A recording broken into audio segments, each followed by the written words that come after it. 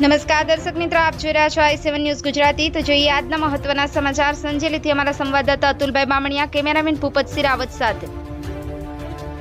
સંજેલી તાલુકાના ઝુસા ગામે દહેજ દાપા ઘટાડવામાં આવતા ખોટા ખર્ચાઓ ઘટાડવા અને કુરિવાજો દૂર કરવા એક મીટિંગ બોલાવવામાં આવી।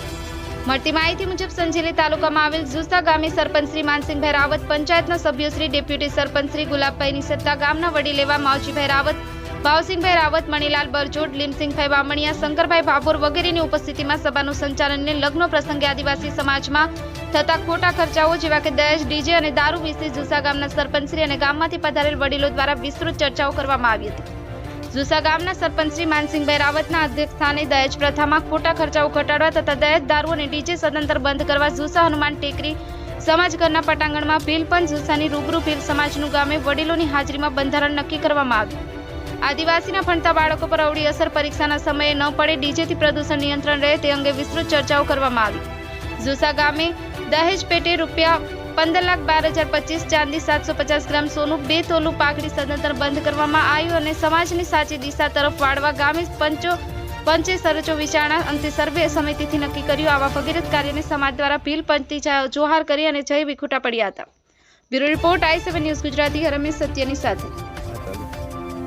આજે મને વાત કરવાનો મોકો તમારા થકી મળ્યો છે, એટલે હું વડીલોને વિનમ્ર એ કરું કે જે કંઈ બંધારણ કરીએ છીએ એવું નથી કે આ સરપંચ કે એને ઠોકી બેહાડવાનું કે કરવાનું કે એવું નથી।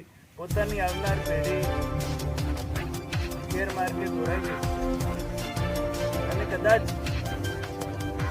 મકાન બનાવીએ ને તો પાયો તો બનાવવો પડે। પાયામાં પથ્થર હશે, પાયા મીઠો નથી થતો, બરોબર છે? એટલે હંમેશા કોઈકને પથ્થર રૂપે દબાવવું તો પડશે પાયા, તારે આગળની બિલ્ડિંગ ઉપર ચાલશે। હવે 10 માળથી થશે પણ નીચે से પથ્થરો દબાયેલો એટલે કોઈકને દબાવવું પડે। ઘણે આપણે હમણાં એમ કહેતા હતા કે પેલો તો નથી આવ્યો ને આ ફલાણી જાત નથી આવ્યો, બધા સરપંચ નથી બની જતા, બધા સભ્ય નથી, બરોબર છે? એટલે કોઈકને કેવું હોય કે કોઈકને કામ જ નથી, કોઈકને 5 માણસમાં બેહવાની ટેવ જ નહીં। હવે સાંભળીને કરતો, કોઈ દેખીને કરતો, એ કોઈ પોતાના હાથમાં જ જ્ઞાનથી કામ કરતો, બરોબર? એટલે બધી કામ કરવાની રીત અલગ। એટલે તું કીધું જાને મારું હા સાંભળતો ચાલશે, હું કઢે એમ,